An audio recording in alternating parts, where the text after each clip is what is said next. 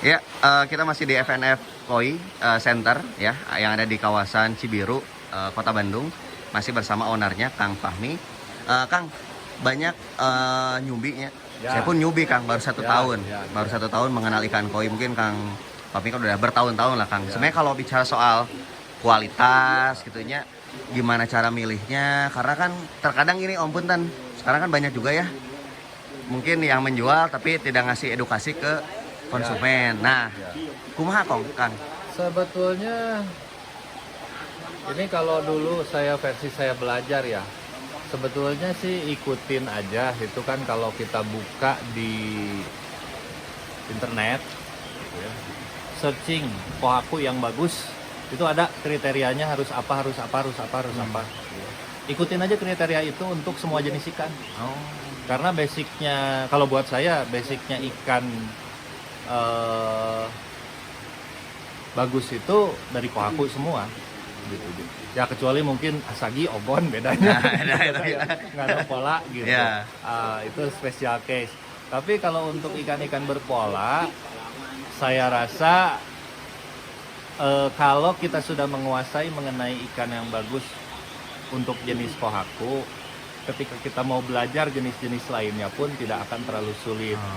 Walaupun memang contoh ketika kita bergeser ke sanke, ada aturan bahwa sanke itu lebih baik kalau pola merahnya tidak melebihi lateral line atau titik-titik sepanjang badan koi di samping ikan, ya. Baiknya itu merahnya tidak turun ke bawah kalau untuk sanke. Lain dengan showa, kalau showa tidak masalah gitu kan.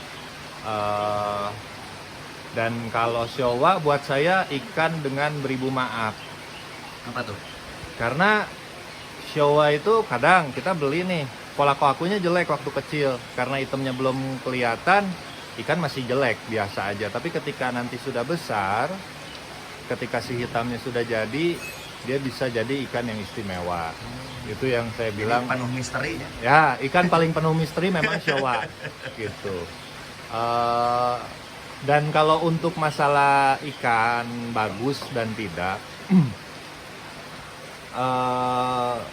kalau orientasinya untuk sekedar hobi di rumah, saya lebih menyarankan apa yang menurut Anda baik, menurut Anda enak nih kan dilihatnya, ya udah itu bagus. Ya. Jangan terlalu berpatokan Orang lain gitu. orang lain, apalagi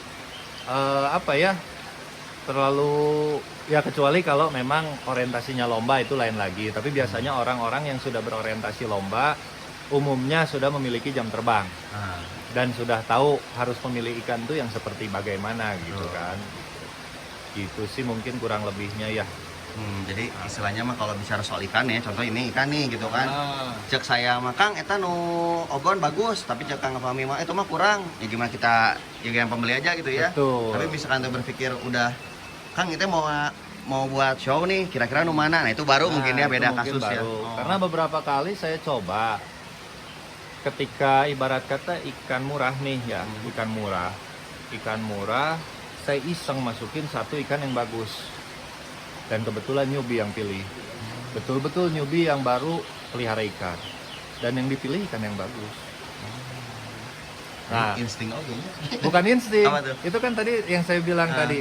Satu, dia ada kriteria kohaku tadi. Oh iya betul. Ya. Kalau kita perhatikan kriteria kohaku itu memang ya intinya bagaimana supaya ikan koi itu enak dilihat.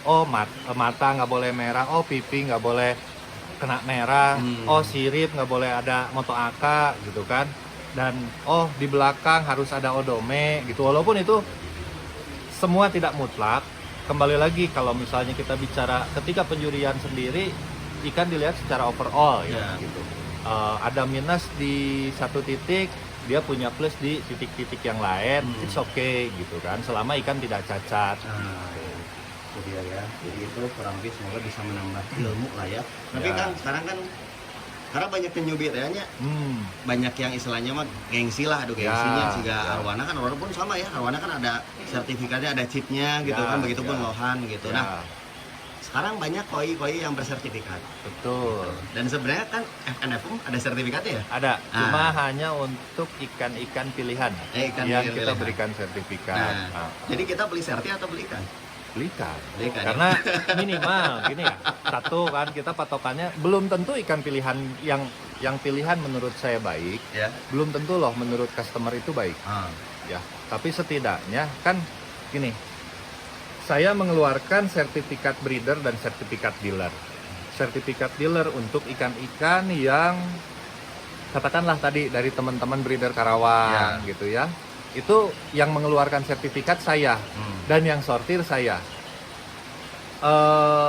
Ikannya ikan breedingan orang, saya seleksi mana yang baik, itu saya simpen, saya sertifikasi, jadilah sertifikat dealer. Ya. Dealer yang memberikan sertifikat. Kalau sertifikat breeder, sebetulnya nih, logika sederhananya, namanya sertifikat breeder. Ikan yang baik menurut breeder yang bersangkutan. Ya berarti harus ikan-ikan ternakan saya, ikan-ikan FNF yang menurut saya baik, saya sertifikasi gitu ya.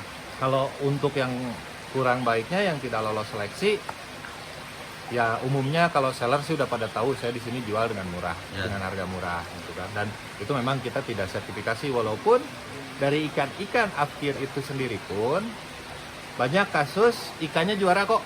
Oh gitu? Bisa juara satu, bahkan ada yang pernah best in size gitu. Dari ikan harga ya kita bicara di bawah goban ya, di bawah 50.000 gitu, ikan bisa sampai best in size, bisa.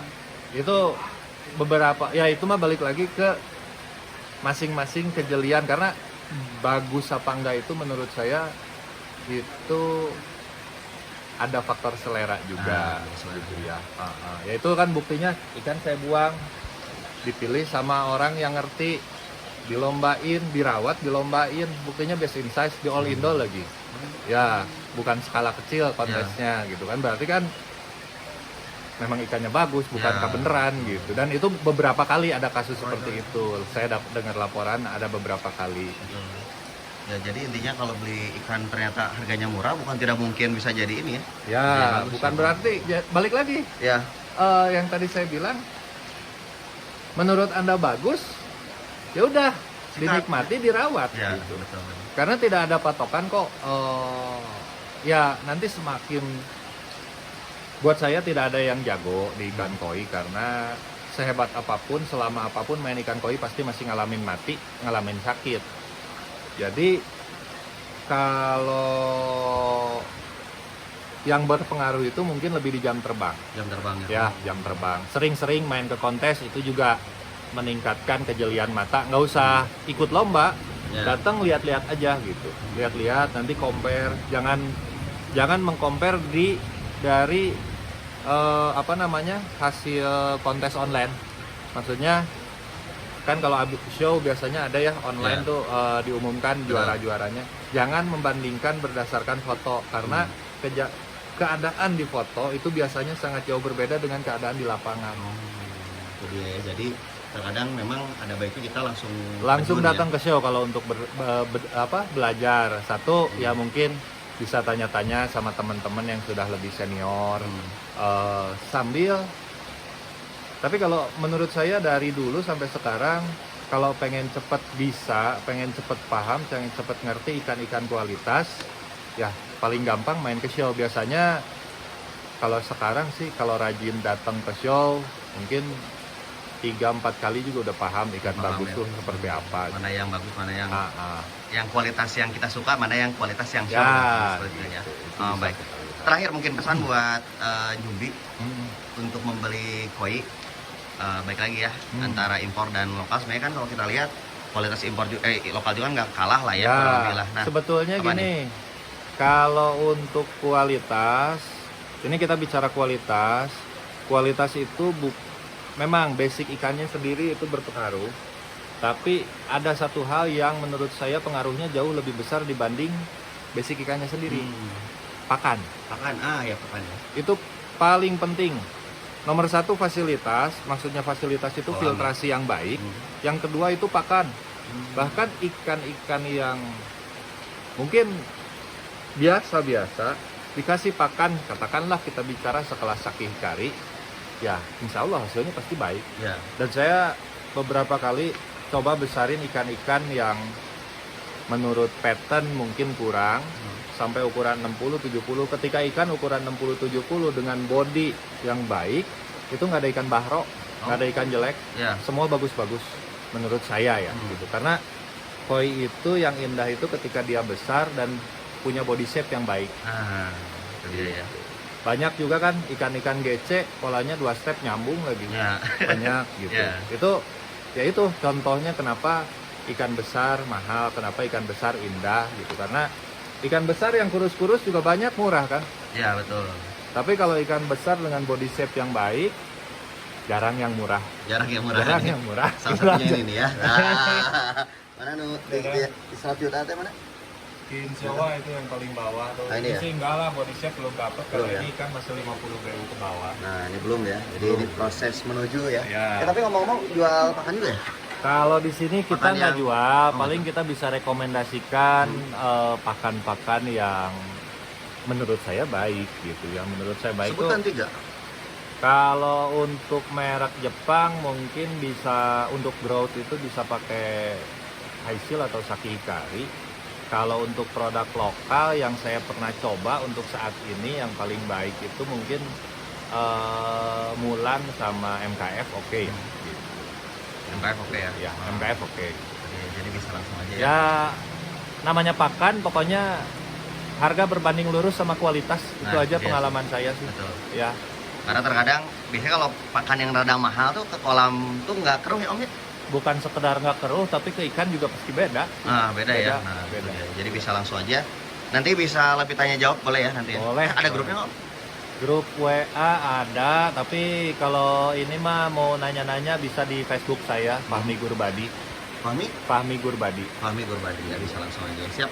Haturun Om. Sami-sami. Salam ke Indonesia. Semoga Salam. produk lokal semakin juara ya. Amin. Siap. Indonesia semakin berjaya. Amin. Siap haturun dan juga pendengar lagi ya. Jadi pendengar nih saya bilangnya. Ya, para subscriber dan juga para pencinta koi semoga ini informasi bermanfaat. Jadi kalau milih koi bangga ya bisa langsung kontak-kontakan sama Kang ini. Ya. Sama Kang ini juga ini ya. Ya. Ini enggak ini juga ini ya. Ini untuk wilayah Bandung. Nah, ini untuk wilayah Bandung Barat ya. Ini temannya Hengki Kurniawan ini ya. Jadi pokoknya like, comment, dan subscribe. Hatur nuhun. Salam koi Indonesia.